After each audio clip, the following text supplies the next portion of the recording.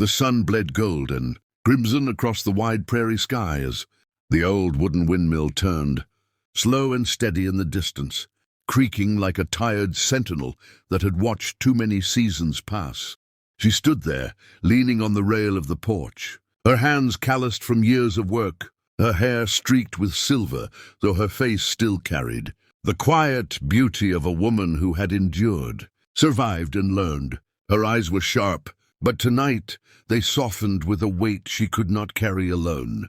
He came from the dust, a figure cut from the fading sunlight, a young cowboy with a stride full of determination, boots striking the ground with that easy rhythm of a man who belonged to the land. His hat shaded his face, but when he lifted it, his eyes told a story, eyes that didn't see her years, didn't see the scars time had carved, but instead looked at her as if she was the horizon he had been chasing his whole life. He had worked her ranch through the long summer, fixing fences, breaking horses, and mending more than just the land. He had mended something broken in her heart she thought would never heal.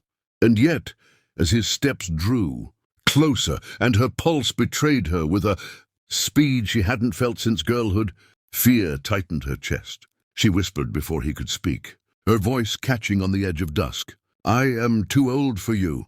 Her words floated like a fragile leaf on the wind, trembling between them, as if naming the truth might save her from the fire in his gaze. But the cowboy did not flinch, nor did he smile away her fear. He only stepped closer, his hands brushing her arms as if asking permission to cross a boundary that was as invisible as it was ironclad in her heart.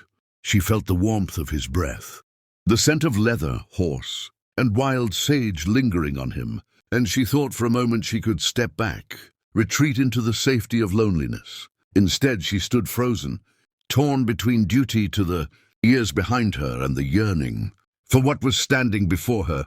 He tilted her chin gently, his voice low and rough like gravel smoothed by the stream. "Then let me be young enough," he said.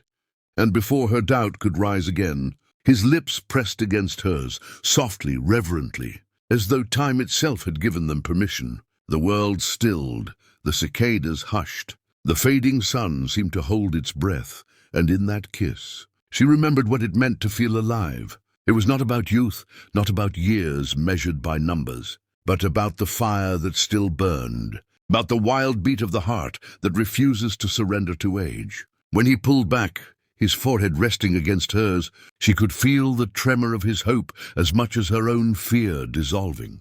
The night began to gather, stars peeking from the velvet sky. And though the world would never understand, though whispers might chase them like wolves, in that moment, on that porch where the prairie stretched eternal, himself too young, found themselves caught in the same truth. They had been waiting for each other, and nothing else mattered. Broke over the ranch with the smell of coffee and the distant whinny of horses. She sat at the table, hands wrapped around a chipped mug, staring out the window as light spilled across the fields, painting everything in hope and uncertainty. He had stayed the night, not in her bed, but on the porch, hat pulled low, rifle resting against the wall as if he was guarding not just her home but her heart as well. She told herself it was foolish, this thing between them, this impossible thread of desire and trust and something deeper she dared not name. Yet when she pushed open the door and saw him there, asleep with the first rays of dawn on his face, she felt her chest ache with something she had not felt in decades, a sense of being seen, wanted, cherished. He stirred, lifting his head and tipping his hat back with a boyish grin, and her lips betrayed her with a smile that softened the hard lines she had long worn as armor. "You should go," she whispered, though her voice lacked conviction. He stood, stretching, and the movement was as easy as the way the land seemed to bend toward him, as if he belonged to it all. "I'll go," he said simply, "if you ask me because you don't feel the same. But don't send me away because of a number. Years don't scare me. Losing you does." His words cracked something deep inside her, a dam she had built after too many seasons of watching life pass her by. She stepped forward, reaching out to touch his arm, and the strength beneath her fingertips reminded her of all the things she had thought she no longer deserved: strength, tenderness, the fire of being wanted. He took her hand and pulled her close, not roughly, but with a quiet certainty that made her lean into him despite herself. His lips found hers again, this time with more urgency, more promise, as though he was determined to prove that love could defy the ticking of any clock. The day unfolded with work, the kind that made bodies ache, but souls rest easy. They fixed fences together, her laughter surprising her as he teased her about being quicker with the hammer than he was. They rode out across the pasture, the horses' hooves pounding like their own unspoken rhythm.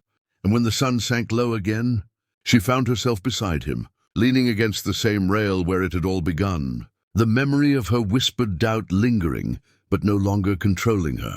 She looked at him, this man who had chosen her despite the world's judgment, and realized he had not made her young again. He had made her timeless. In his arms there was no age, no fear, no past too heavy to carry. There was only now, and the fierce, unyielding truth that love is not bound by years, but by courage, the courage to take it when it finally finds you. She whispered softly, almost to herself,